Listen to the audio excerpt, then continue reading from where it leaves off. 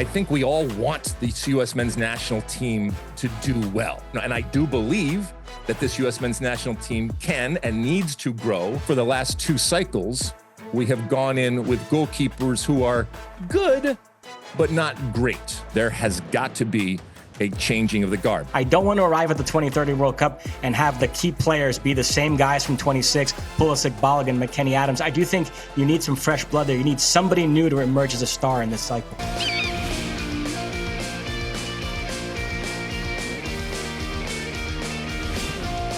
Hello, Sunshine.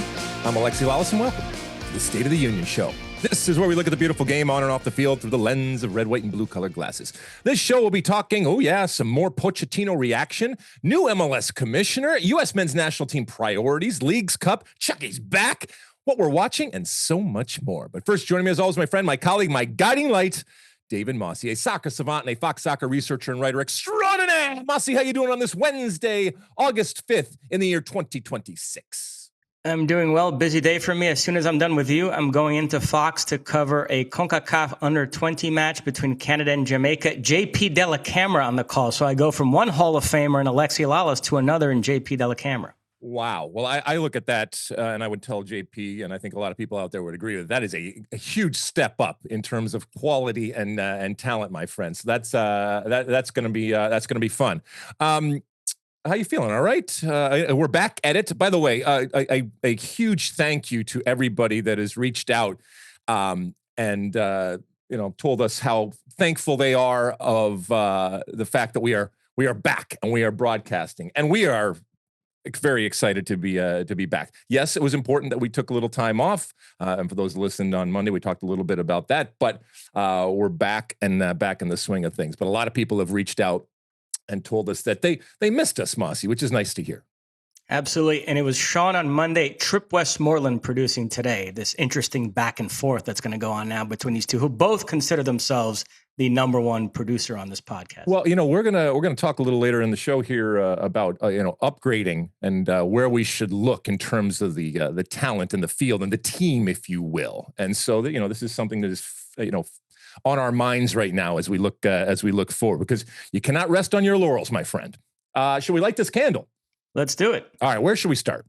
We've had 2 days to digest the Mauricio Pochettino news. Today, we're going to get into the U.S. talent pool and the implications of Pochettino staying for certain players. Before we get into that, any more big picture thoughts, something you didn't say on Monday you want to say today about Pochettino remaining the U.S. coach? Well, I think the general reaction out there, and correct me if you disagree, Mosse, is that this is even people that thought that we should move in a different direction, as I mentioned on Monday, are okay with this. This isn't, oh my God, the sky is falling, this is the worst possible selection ever. I think a lot of people have a respect and appreciation for what Mauricio Pochettino has done, while still being fair and accurate in pointing out the failures and the problems out there, and sharing my concern that this is not a 4-year type of situation. We hope it all is, and hopefully it is. And if it is, I think we can hopefully get the best out of him. But in general, I think the reaction has not been, oh my gosh, tear it all down. This is a horrible thing. And as a matter of fact, many people are very excited to see what Mauricio Pochettino looks like in a full cycle. And I think that's a reason a lot of people are giving as to why they believe that this was the right thing to do. So we'll ultimately see. It goes without saying that, whether it's me or anybody else out there, I think we all want the U.S. men's national team to do well. And in this case, at least for the foreseeable future, is going to be under Mauricio Pochettino. And I do believe that this U.S. men's national team can and needs to grow and will grow under him. So we'll see what's going forward. But he has my full support, as any coach of the national team would. But I think the general, even people, as we mentioned, Mosse, this summer, a lot of people came into the tent and were experiencing soccer and this U.S. men's national team and participating in the discourse when it comes to soccer. That's a good thing, by the way. Even a lot of those folks, even with a limited time seeing Mauricio Pochettino, I think are excited and positive about this news. In terms of the talent pool, we'll take it back to front. I think arguably Pochettino's biggest decision in his first 2 years in charge was making Matt Friese his starting goalkeeper. It did not go all that well at the World Cup, particularly against Belgium in the round of 16. So what do you think? Does Friese begin this cycle as the incumbent? Somebody has to beat him out? Or is it wide open again? You've got younger guys like Chris Brady, Gaga Slonina, Diego Cochin, Patrick Schulte. How do you see the goalkeeper situation right now? Well, I know we're in a little bit. We're going to talk kind of bigger picture relative to Pochettino, but this is specific. But it does have a big picture component in that, as we know, historically the U.S. has been very, very good when it comes to developing goalkeepers. You could argue that it has been the spot where we have developed not just a couple, but many, and almost multi-generational types of elite goalkeepers out there. And in this situation right now, I guess for the last 2 cycles, we have gone in with goalkeepers who are good, but not great. And I think regardless of the aspirational, direction that the U.S. men's national team has, I think we can all be honest in that we need to have a continuation or a return to somebody in goal that we have complete faith in. And we haven't had that now for a number of cycles. Now, is this something that's systemic? Is it we've taken the eye off the, I guess, the literal ball here when it comes to how we train goalkeepers or the amount of time or value that we put on it? I don't know. I don't have that answer. But to your point, Mosse, yes. I think if you're looking at places and power ranking where we need to upgrade and find more competition, certainly you can look at goalkeeping right now. I don't, there are goalkeepers out there, but until you actually see them, which is why I think blooding goalkeepers going forward is going to be incredibly important. And as we talk about kind of moving on from a generation, and not even a generation, from certain players, I think in a goalkeeping capacity, there has got to be a changing of the guard, because if Matt Friese is as good as it gets, that's not good enough for us to take that next step. At center back, Chris Richards will be the anchor. I'm assuming Tim Ream is done with the national team. You've got a bunch of guys like Mark McKenzie, Miles Robinson, Austin Trusty, Cameron Carter-Vickers, who are just okay. So I do think this is a position where you do need some new players to emerge. Keep in mind, Noah Kai Banks is still out there. That gets into dual national recruitment. Yeah, I mean, we talked a little bit about the dual national thing, and that certainly is going to, I think, continue. And I use that term specifically, is going to continue on, and rightfully so. I guess right now it's who is going to pair with Chris Richards and or even challenge Chris Richards, because you're not assured a place just because you're Chris Richards or anybody else out there. So yes, finding more center backs, more, it doesn't even have to be young. It just has to be, even with the Tim Ream situation, you just have to be, I think, better. And are they out there? You talked about under 20s. We're watching the under 20s now, and that next crop. Is there somebody that can step up? Because the rise of Chris Richards was pretty phenomenal. So can you duplicate that? Are there other players that can come up and, like I said, either play next to him or even challenge for his spot? Over there on that right-hand side, I think we're moving on from, I even think, Dest is what, 25. So age-wise, he would be fine. I don't know if it continues on. It's a feast or famine with him. And certainly we saw the famine when it came to this World Cup. And to be fair, he came in and injured, but you got to have, somebody else. And we do have Freeman right now. So that's a good thing over there, but the more, the better. On that left-hand side, you mentioned Robinson, who will be in his 30s now, Max Arfston and that kind of stuff. But, there has to be a new crop of center backs in particular, but just defenders in general. And, the Scallies and the Trusties and all these players. We're going to talk a lot about this. You have to decide, or at least try to anticipate, is this the ceiling for some of these players? And therefore, are we fair judging them in this moment? Or are they going to be different 4 years from now? And how much better are they going to get? I mentioned Noah Kai Banks. If he decides in this cycle he wants to play for the U.S., do you welcome him with open arms, or does it turn you off that he could have played in this last World Cup but chose not to? That's a good question, Mosse. there's an element of a jilted lover and a sensitivity to being rejected. But yeah, I mean, I think timing is important.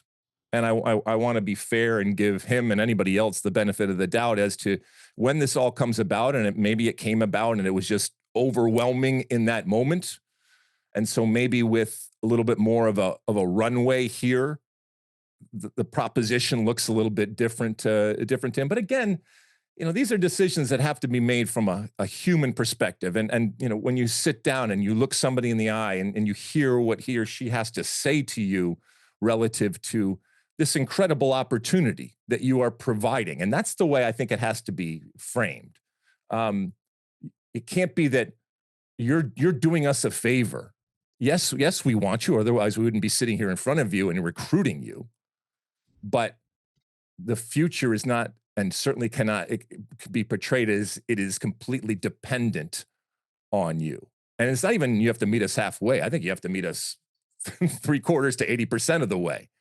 And I just don't know yet, but I think it's certainly worth continued contact and a continued wooing, if you will. I'm going to lump midfielders and wingers together. You've got guys like Adams, McKennie, Tillman, Pulisic, Weah, who we expect to play a big role in this cycle too. Tillman, by the way, comes out of this World Cup with his stock sky high. I've heard people say that him and Balogun are now the two stars on this team. I don't know if I would go quite that far. But this is where you get into some of the guys that were notable omissions from this World Cup squad. Your Yunus Musas, your Tanner Tessmans, your Diego Lunas. What are you expecting to see from them? Are they going to work their way back into the picture in this cycle?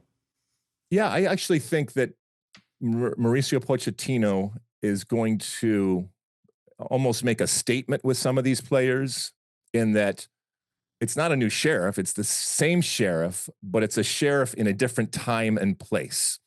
And therefore, I think he will go back to this well of some of these players, the players that he believes just weren't ready yet, but that they have a much higher ceiling right now. And with time, he can get them there. Yeah. So I don't think that there's a lot that the players that you mentioned are completely gone. It's just in that moment, they weren't part of that 26. It doesn't mean that now with a new lease on life, they can't come in. But again, this goes back to what I said, when you look at those midfielders, Malik Tillman, he'll be 28 at the time of the World Cup. Conventional wisdom over the years has been that 28 is the prime of a career where you have the physical abilities that have developed, but also the acumen that develops over time. And it's the perfect marriage of both of those things. Now, we've seen also in this day and age, the game has been much kinder to older players, and you can play a lot longer given the realities of what medicine is and what, the amount of playing time that you have and all the different things that go on. So I do think Malik Tillman will continue to be there. Sebastian Berhalter, is there a ceiling? Is this what he is, even with his move over to Middlesbrough? I don't know. I think he can get better, and I think he certainly acquitted himself well. And if there's a deserving type of situation, he does. We're going to talk a little bit more about Adams and McKennie later on in the show. Gio Reyna, I think, is one that you go right to and say, well, is this as good as it gets? And if it is, it was a nice substitute. It was a nice goal, but it's almost as if you make not an example out of him, because that's not fair. And it's not even kind. It's just that there is a recognition that we are moving in a different direction. Some of these players who, let's be honest, have been given chance after chance after chance. If this is as good as it gets, is that enough for Mauricio Pochettino? And I think Gio Reyna might fall into that category. I'm going to save teenage starlets for last as its own separate category. Let's do striker first. Okay. You've obviously got Balogun there, who's going to be maybe the star of this team moving forward. Pepe as well, Haji Wright. You've got Patrick Agyemang, who Pochettino likes. If he hadn't gotten hurt, there's a very good chance he would have been in the World Cup squad. And obviously Josh Sargent, who's back here in MLS trying to rebuild his career. So how do you see the striker situation? I don't see Josh Sargent coming back. The Agyemang, because of the way that he plays and literally the way he he looks, he provides something different. I think that's what Pochettino was targeting until the unfortunate injury. I think Balogun is the incumbent and will be, and rightfully so. He'll be 29 years old come the next World Cup. We've talked about the potential moves, and I think he does have a higher ceiling right now, especially if he starts going to some elite teams out there and just starts scoring for fun. Ricardo Pepi, didn't see a whole lot of him this World Cup, but he was a nice number 2 to have, and will continue, I think, to bite at the heels of Balogun. So that's a wonderful thing. Tim Weah is interesting because, let's be honest, Mauricio Pochettino had ample opportunity to find a way to work him in. And not only did he not work him in, because of the change of system, he was the odd man out. And now, unless Pochettino is going to change again, I'm not sure that this changes for Tim Weah. He's only 26 years old, but it has nothing to do with his age right now. Again, some of these players, you're going to move on, because I think in Pochettino's mind, he will have said, this is the ceiling. And if Pochettino has aspirations, and I think he does, he better, to do things better, then he recognizes that either he has to get better players from the outside or be confident that he can make the players that he already has better. And I'm not sure he is confident in a lot of these players. And finally, you have this very talented crop of teenagers, including Xavier Goza, who it looks like might be headed to Rebecca Lowe's Crystal Palace. You've got Kevin Sullivan starting to play very well in MLS, Julian Hall, Adrian Mehmeti, Nimfasha Berkimas, who unfortunately got hurt in this CONCACAF Under-20 tournament I'm covering. You do have an Under-20 World Cup next year. You have the Olympics in 28, so you could bleed them in there before they graduate to the senior team. Nevertheless, I do think it's important for a country that wants to project this image of this ascending soccer nation that's pumping out lots of talent right now, for some of these guys to really break through and become key players in 2030. I don't want to arrive at the 2030 World Cup and have the key players be the same guys from 26, Pulisic, Balogun, McKennie Adams. I do think you need some fresh blood there. You need somebody new to emerge as a star in this cycle. But wait, but are you saying you don't want to because you just don't believe that that's good enough? Or are you just the actual act of, I guess, risking throwing the baby out with the bathwater is enough to get you excited about there just needs to be new faces? Yeah, it would be very disappointing if we arrive at the 2030 World Cup and the nucleus of the team is the same exact one from 26. You want some new stars to be emerging. Yeah. And, so this gets into, I guess what Pochettino, because we, in his, I guess, reintroduction, there was a lot of talk about a greater role. Now, how that ultimately is defined and how that is in practice executed, those might be two different things going forward. But, we've talked a lot about the micro here in terms of what Mauricio Pochettino needs to do. And I agree with you, Mosse, that especially now, in this moment right now, this is the time because this isn't the tours that the women's team often takes after a World Cup, a celebration tour. And, this isn't going forward here. They already have games in September and October. I think you, Mosse, and a lot of people want to see, okay, you've been given the opportunity, Mauricio Pochettino, show us immediately that you mean business and you are going to do the things necessary to change. And there's never a better point than right now because the consequences are so low in terms of these friendlies coming up. But Mosse, before we get to that, and we talked a little bit about this on Monday, what do you think Mauricio Pochettino, big picture, macro, if that is his role going forward, should be concentrating on going forward and starting, here in this fall? I do think he needs to be collaborating with the youth national teams, particularly Cherundolo, the Olympics. I want Pochettino to have a say in who's in that squad and how the team plays so that it feels like an extension of the senior team. You don't want it to feel like the youth national teams are off on their own island and then Pochettino's over here with the senior team doing his own thing. So yeah, I know you've said, and it's an interesting take. You would like to see the senior coach the Olympics. Yes. Right? You would have been okay if Pochettino coached the Olympics in 28. Look, when you say changes, all right, almost entirely those changes are relative to younger players that are coming up. It's very rare that you are saying, well, this player was left off and he should be included. And so if that's the case, then I think the focus and the priority should be those younger players. And where are those younger players going to show up? In the Olympic team. And so I know from a practical perspective, it's not as easy as it sounds. I know I'm being idealistic when I talk about this. And I think Steve Cherundolo actually was a really good hire, but the coordination and the understanding and the trust between Steve Cherundolo and Mauricio Pochettino, I think, is vital to whatever we see for 4 years from now. I will say this, because there's a lot of people that when they're talking about Mauricio Pochettino in this current version of him, talk about him with his thumb on American soccer and youth soccer and development.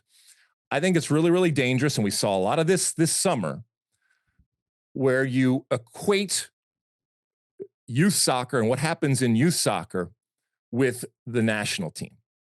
The vertical integration, that's fine, but that vertical integration has to and can only happen, fortunately or unfortunately, depending on how you look at it, within the U.S. men's national team or within the United States Soccer Federation system and structure. Would I like, in this case, it would be Mauricio Pochettino dictating to America, this is how we're going to play? Would that be the most direct, the fastest way of creating players that are going to be able to be plugged in terms of this is the system, this is how we play? We want to identify players that can either play in it or can adapt and therefore play in it going forward. That'd be great, but that's never going to happen. And people would argue, and I think this is fair, that it never should happen. But in this particular moment, when it comes to Mauricio Pochettino and the quote unquote youth game, the youth game is the national teams. All right. It's not the youth game around. And I'm not saying he can't have an opinion and that he can't make an impact and that he doesn't at times have a valuable opinion when it comes to what we should be doing. But again, his job is to have us in the best possible position to have success 4 years from now. And I don't want him to spread. I don't want to spread him to spread himself thin out there. So collaboration with Cherundolo, absolutely essential, has to happen. And I think if it's done right, we will be able in 4 years to look at the men's Olympic team and recognize that there was a matriculation and they were fostered in a way to play that benefited them individually, but also benefited the U.S. men's national team come 2030. It's not easy to do, and it doesn't always happen. But if he is in this new kind of position where he's overseeing more, then it has to happen going forward. In terms of when the senior team will play next, remember, in an effort to reduce the amount of international breaks, they have now combined the September and October windows. It's this longer period with 4 games. The U.S. will play Peru and Orlando, Chile and St. Louis, Mexico and Glendale, Arizona, and then Canada in St. Paul, Minnesota. Some people underwhelmed by the opposition, but Mexico and Canada will be fun. So then the question is, what does that roster look like? How many new players you bring in, how many of the old guard? It'll probably be some sort of blend, but that's the next thing we'll be looking out for. Okay, so first things first. These are 4 teams that didn't qualify for the last World Cup.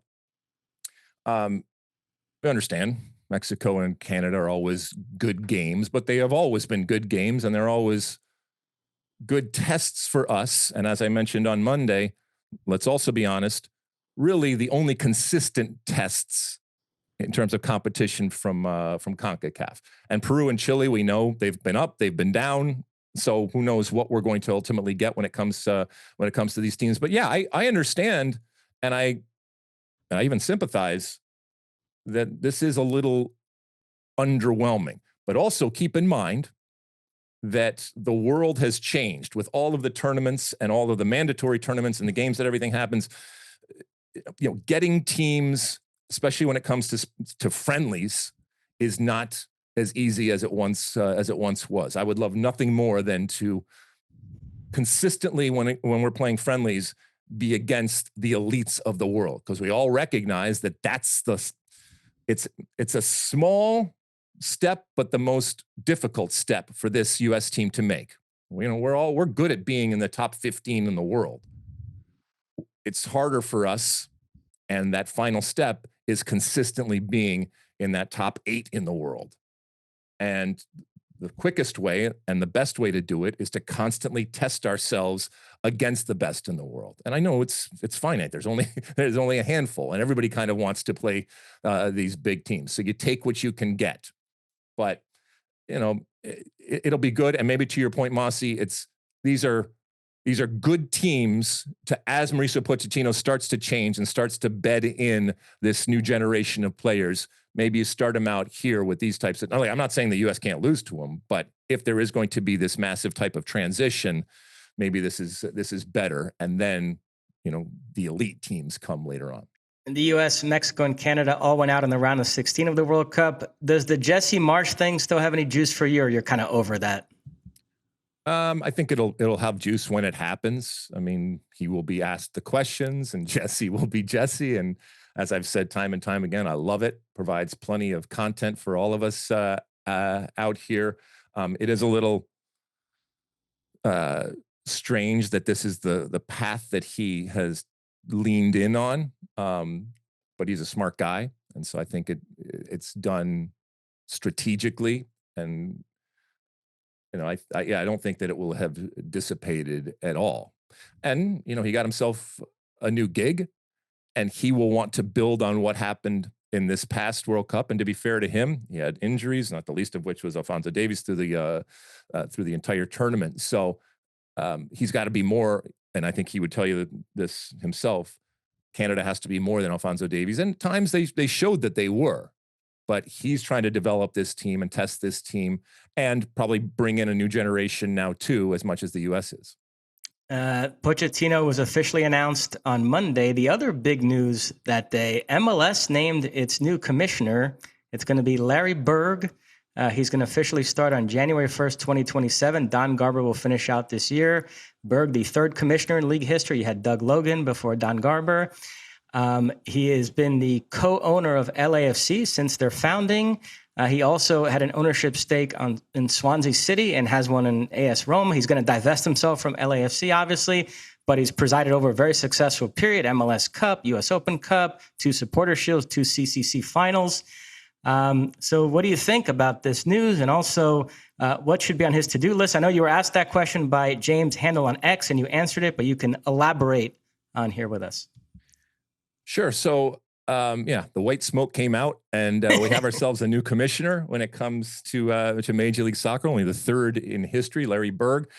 It came down to Larry Berg and David Nathanson. We know David Nathanson from our time at Fox. I think MLS couldn't lose with either of these two picks, but it is understandable that of the two, the MLS owners went with one of their own in the LAFC owner, Larry Berg. Now, he has a long history when it comes to soccer. He is a huge soccer fan, but more importantly, he has a history of success. And you can look at LAFC and what LAFC has done both on and off the field. And I think you can argue that as far as expansion teams, he's right up there. When I say he, I mean LAFC, and through him and guidance of others. But what they have done with LAFC, I think they understand the landscape. So they understand soccer in America. They understand MLS's place in soccer in America. More importantly, I think he understands, because he's lived it and worked in it now, the challenges that MLS has. Now, he has to put on a league hat, which can be different and difficult. But I think, he will make that transition seemingly. He'll start in 2027. We know 2027 is a big year for Major League Soccer. Don Garber will still be around, and I'll talk a little bit more about Don Garber at the end of the show. But when it comes to the priorities for Larry Berg as the new commissioner of Major League Soccer, these are the three things, I think. And there's more, but let's just do the three here because that's what I was asked over there by James on the old X machine. One would be salary roster modifications. And this is an evergreen topic, but this is a topic that has gotten legs. And I think that this is something that is inevitable in terms of changing. The extent that it changes, who knows? And now that Larry Berg is commissioner, he's going to be charged with, and part of the skill of being commissioner is the herding of the cats, which are the owners, and getting consensus.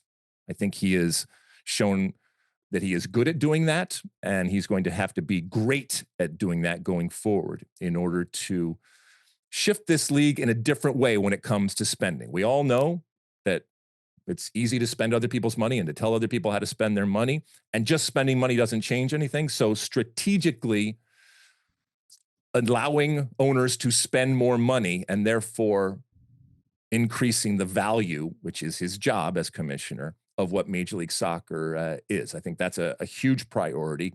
But I think that there is a willingness and a real, positivity towards doing that, both internally and certainly outside. Secondly, media rights. The Apple deal is completely understandable given the amount of money and the vast amount of more money that it afforded MLS, and therefore the value of MLS when it comes to their media deals. But for a lot of people, it's been out of sight, out of mind.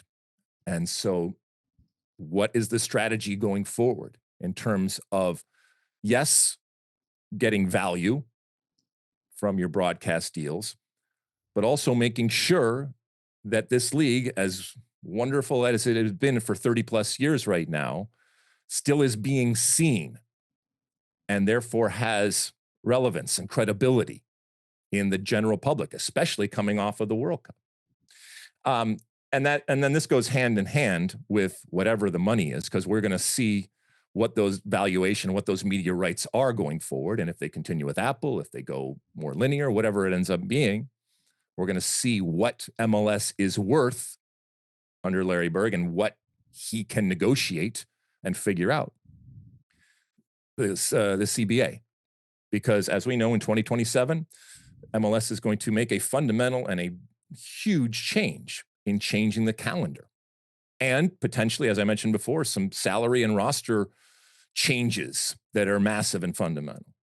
Well, the last thing in the world you want is any type of labor problems. So you got to get ahead of that, and you can bet that the MLS Players Organization is sitting back saying, all right, here we go. We're not going to make it easy for you, as they should, and that's what their job is. But preparing for that is important, because you want all guns blazing, and you don't want anything holding you back when you make this transition in 2027 with the change of calendar. So I wish him well. Hopefully, we'll get him here on the State of the Union. We can ask him some question when it comes to this league now 30 plus years in, but he is taking over a Major League Soccer that it's in a very, very different place than when Don Garber took over at the turn of the century, if you will. And I'll talk about that a little bit later on in the show. The thing I find fascinating here is we've both attended MLS seminars in recent years in which they touted both incoming and outgoing transfers as evidence of growth. They love to point out that in the last window, we sold this many players for that amount of money. So that speaks to this balancing act where, at least in the short term, MLS has decided they have to play the game, so to speak, and embrace being a selling league, while the ultimate goal is still to be the best league in the world. So if I could interview Larry Berg, I would ask him about that moving forward. I think it's interesting.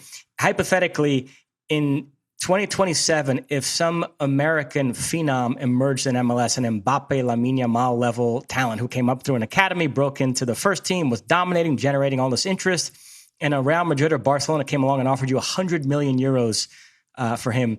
In the year 2027, where MLS is at, what's better, holding on to that player, keeping him in your league, or selling him and getting that global headline that you produced a player that Real Madrid bought for 100 million euros? I think that's an interesting question.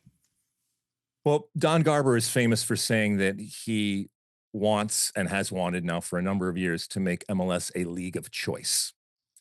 And, now Larry Berg coming in, it remains to be seen if that's going to be also his mantra and his priority. Because it's all fine and well to say it, but it's another thing to actually do it. And, in your example right there, Mosse, you have to make it a choice, not just for players coming from the outside, but also for players on the inside. And you have to make it where you can't take no for an answer because they're going to make money. They're not going to lose credibility. They're going to have the competition.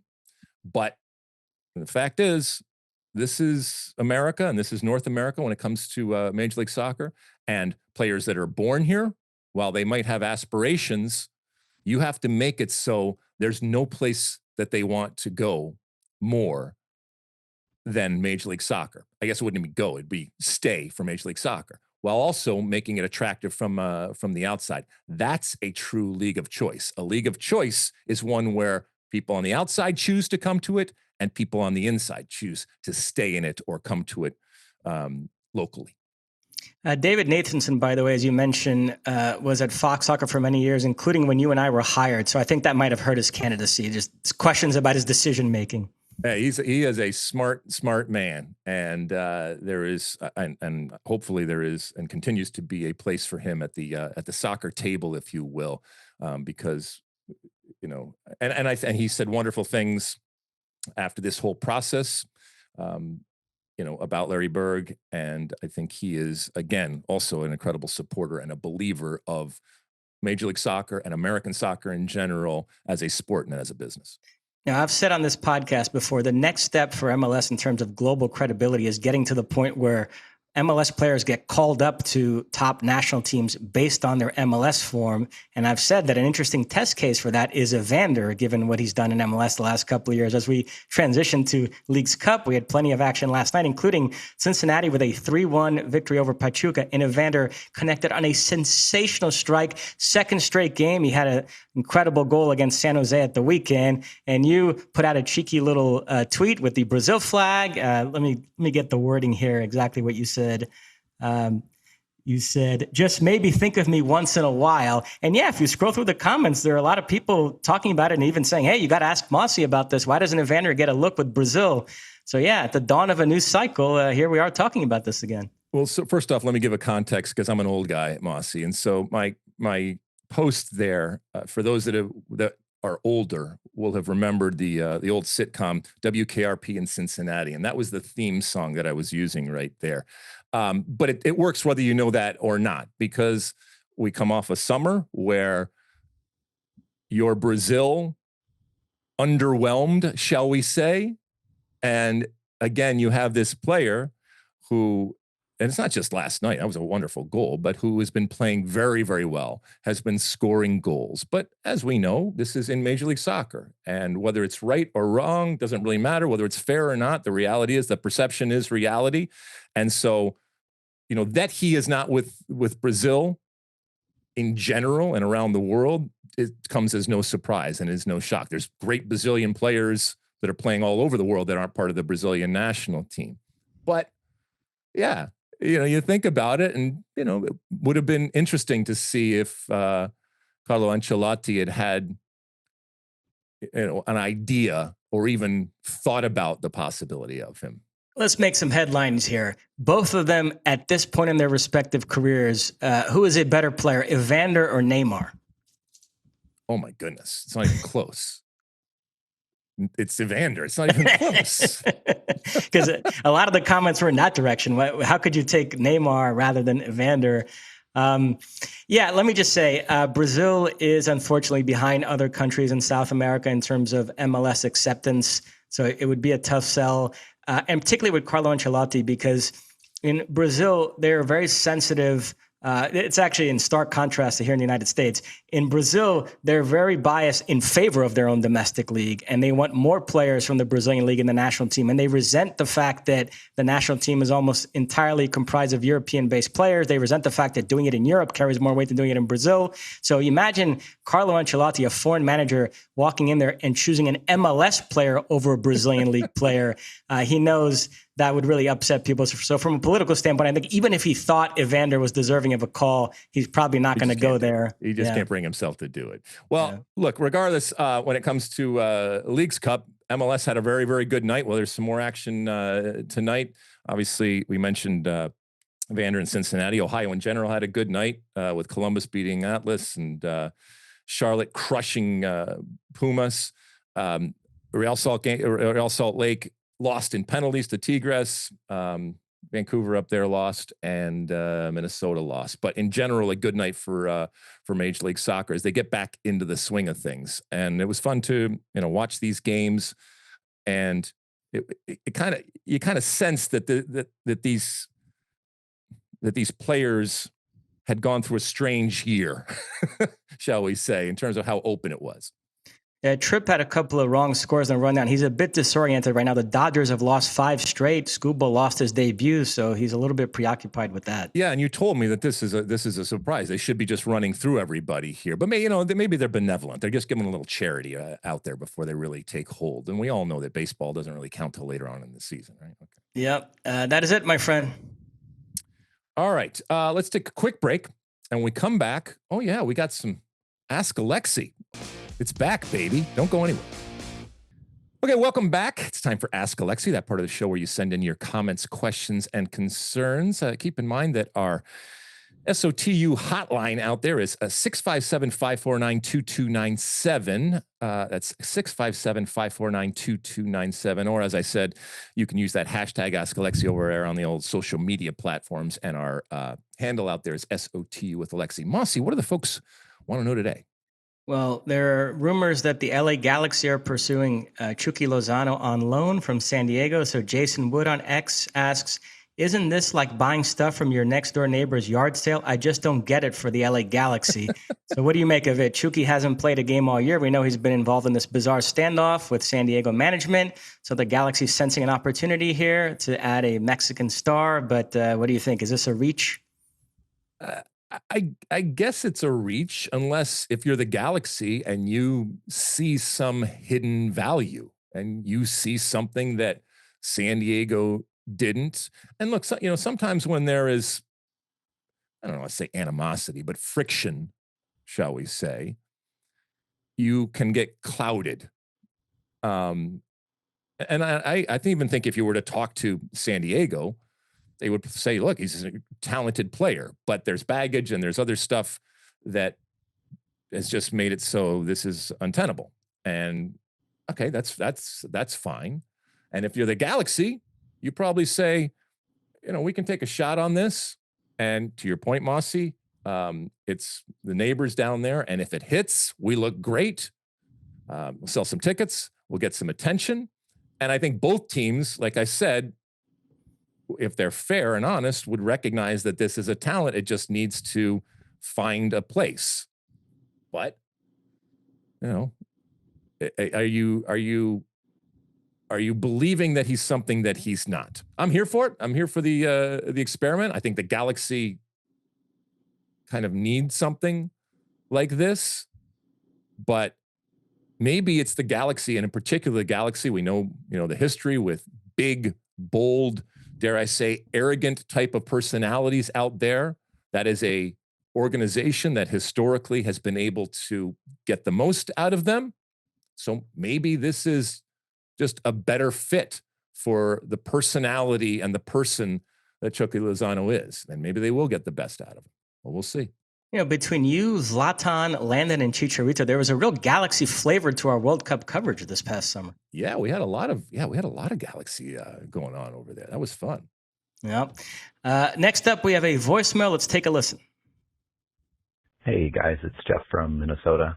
Wanted to thank you guys for the daily doses of the World Cup. Really appreciated listening to you guys and putting it in perspective. And with that, I actually have a question to kind of wrap up, one aspect of the World Cup. We often talk about what our team needs to do in order to get into the upper echelons. And I actually want to talk about two specific players who had good World Cups, not necessarily in terms of goals and assists, in Weston McKennie and Tyler Adams, right? Both played really well, for us. And there were a couple of other players in the tournament who everybody would describe as being world class at, and they basically fulfill the exact same positions / roles, that Tyler and Weston do for us. And the question kind of is, what does Tyler need to do to elevate his game so he would be considered like a Rodri? What does Weston McKennie have to do to elevate his game so he would be a Jude Bellingham? In my book, those Rodri and Bellingham are playing similar roles that Adams and McKennie do for their national teams, but they do it at a way higher level. What's the difference, guys? What do they need to work on? Love the pod. Thanks, guys. Bye. All right. Well, first off, thank you, Jeff, for the kind words, and thank you for listening through the summer. You are not alone. We had a lot of people that came in and appreciated the daily dose of what we were doing. It was our pleasure. And we've done it now, I don't know how many World Cups and certainly tournaments over the years. And it's always fun. So we're glad that people respond. This is a great question. And I love that Jeff gave comps with Rodri and Bellingham relative to McKennie and Adams. My fear, and I mentioned this, I think, earlier here in the show, is that the ceiling for both of these players is, you could argue, already been reached, or there's very little room for growth. Now, that doesn't mean that they can't be incredibly impactful and important players going forward. I think when it comes to Tyler Adams, and we started talking about this even before the World Cup, undeniable talent, nurtured from a very young age, a proof of concept, if you will, when it comes to development and the steps that he has taken and the impact that he has made. But I'm left feeling that we have yet to see the best of Tyler Adams. And I thought maybe we would this summer. And again, to your point, Jeff, it's not like he played poorly. I think in order for Tyler Adams ever, to be in the mode of a Rodri. First off, he's never going to be. and that applies to 99% of the players out there that play in and around that position. It's not going to happen. There's no amount of practice or time that converts him into that type of player. And that's okay. But when I think of Tyler Adams, number one, we always talk about, you got to be healthy. And you have to be consistently healthy. So I think that's an important thing going forward. But specifically on the field, what he could do, I don't know, because I don't think that there's stuff that he's necessarily not doing. But you watch that final. Rodri, in a very unsexy position and in a very, I guess, unsexy way, dominated so much so that even people that aren't looking for it or have little experience seeing and finding and recognizing the nuances of the game could see. Can Tyler Adams do something like that? And can Tyler Adams do something like that, or anybody, in this version of the U.S. men's national team? Because Rodri's doing it with Spain, which is a different proposition. Anyway, that's a long way of saying, I don't know if we're ever going to see a better Tyler Adams going forward. Does that disappoint me? I guess, because maybe I had thought there was more of a ceiling, but maybe I was being unrealistic. When it comes to Weston McKennie, I think that's actually, some people might disagree, but I think that comp with a Jude Bellingham is much more possible. Okay. Different body types and they play the game differently, but the impact, the personality, the drive to impact a game, I think exists in Weston McKennie. I do think that he has made dramatic strides and improved as a player. I think him taking the game by the scruff of the neck, if I was looking for him to be a different player going forward, that's where it would be. I mean, we saw what Jude Bellingham did, again, with England, and Weston McKennie is doing with the U.S. But in moments saying, I'm not going to let us lose. In moments saying, I am going to do what is necessary to take my team past this opponent. And nobody has been given more freedom than Weston McKennie. So it's not as if he's being shackled and is unable to do that. He marauds, and I love the fact that he marauds, but refining that marauding, I guess it would be going forward. And, you know, when we say world-class players, everybody has a different definition. It's subjective, right? I mean, I guess if you're playing at the world stage, you are a world-class player. But we also recognize that we reserve it for kind of a select few. And I don't think that either of those players has yet proven, in comparison to the people that you're talking about, or even others, that they're at that level. And I'm not sure that they are going. As we start to get this generation starts to age up and age out, we have to come to a realization. Again, it goes back to what I said, that this might be as good as it gets. And as good as it has been, it's still not where, whether it's Jeff or anybody else, kind of want him to be, or even all of us want ultimately these players to be going forward. But it doesn't mean that they're not impactful, and it doesn't mean they're not important even going forward. In terms of age, they're both 27 years old. McKennie actually turns 28 this month. Tyler turns 28 early next year. I agree with you. I think they've both reached the they are what they are point of their careers. They're both excellent, but I don't really see a whole other gear. And to your point, in the case of Tyler and Rodri, I don't even think there's a stylistic match there. I know they technically play the same position, but they interpret it differently. Rodri is much more of a playmaker at that 6. With McKennie and Bellingham, to your point, there's a little bit more of a stylistic match. But in any event, thanks for the call, Jeff. That is it for Ask Alexi. Okay, we'll take one more quick little break here, and we'll come back with my one for the road. Don't go anywhere.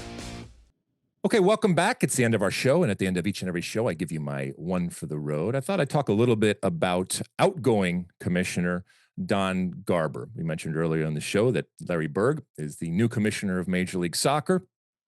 He will be replacing Don Garber, who came on the scene way back at the turn of the century, but way back in 1999 when the league was still in its infancy, and it certainly looked nothing like it does right now.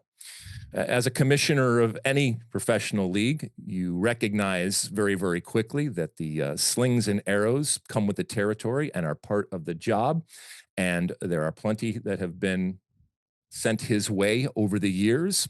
Many fairly, some unfairly along the way. But, you know, I think he would be the first person to tell you that, like I said, you take those because you recognize that it's hopefully a long-term type of situation, as it has been for Don Garber. Regardless of whether you like or don't like Don Garber, I think everybody has to recognize how fundamentally changed Major League Soccer has been through his leadership.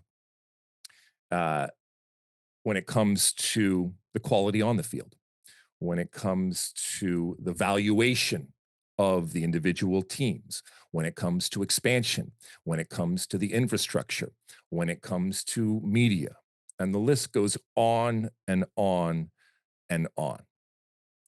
And you know, this is, when I say MLS, this is La Cosa Nostra. This is our thing. I'll never forget when Don Garber came in, and he was coming from, quote unquote, the outside, and NFL and American football. And certainly he was bringing his knowledge and his experience in terms of the business of sport in, but he also recognized that this was a very different world. And it is. as as we know, being in this soccer world and in this American soccer world in particular that we live in, it is a strange and beautiful world, sometimes at the exact same time. And immersing yourself in that and understanding the realities and the unique realities is important. And I think Don Garber did that from the start. And he recognized the way that this league needed to grow.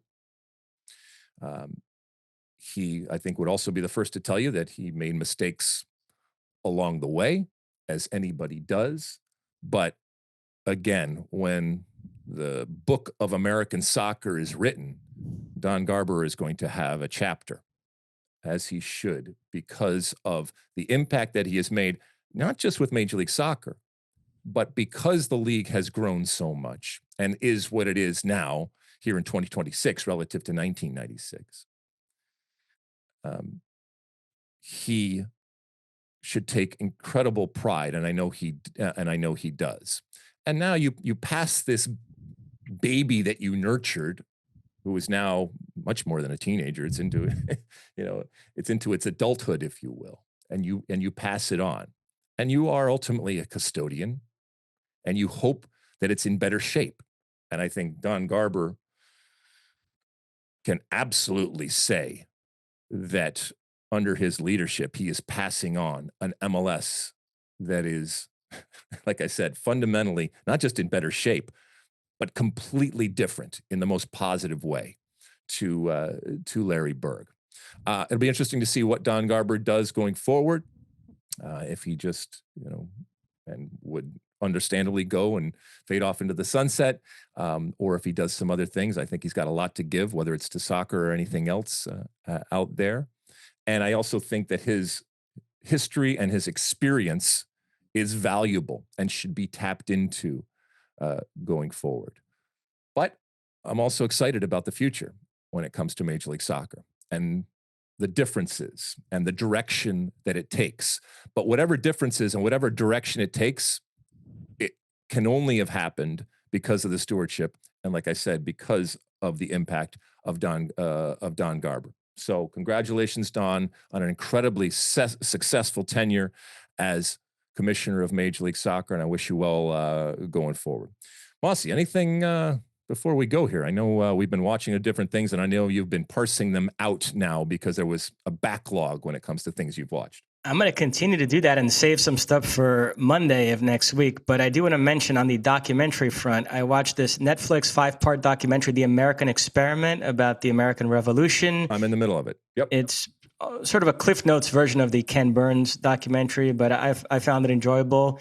And also, thank you, my friend, because I've already ripped through both Lockerbie bombing documentaries you sent me, the HBO Max one and the Frontline one, where the brother of one of the victims went to Libya to try to get to the bottom of it. I found both documentaries endlessly fascinating, so I appreciate you sending that my way. Oh, there's a lot out there. There's so much out there. Let's see. I got the Idaho Murders, College Nightmare over there on Netflix. Just yes, it's a rehashing of, the horrible story there. And it just gets more horrible as, more and more interviews come out and more footage comes out, and it's a crazy story. But yeah, I crammed through that. I will say this: it's not a new movie. It's been out for a couple of years, but it just showed up on my Netflix called Chief of Station. Horrible, absolutely horrible. Just don't even waste your time. Okay. I tried to watch it there the other night, and at one point I said, did they in the moment, I always wonder about this when you see a horrible movie, did they in the moment know that it was going south, know that this was just not working? Anyway, does not get any thumbs, absolutely no thumbs at all. Anything before we go, Mosse? That's it. All right. Listen, we're so happy to be back in the saddle again when it comes to the State of the Union. We will continue to be doing shows. Have a wonderful weekend. Enjoy all of your soccer on and off the field. Keep downloading and reviewing and rating and subscribing and doing all the different things that you do out there. Smashing that button left and right, up and down over there on the old subscribe button over there on Spotify and YouTube and all the different platforms that we have out there. Again, another thanks to everybody that has reached out and told us how excited they are that we are back in the saddle. We'll talk to you again next week. And until then, and as always, my friends, size the day.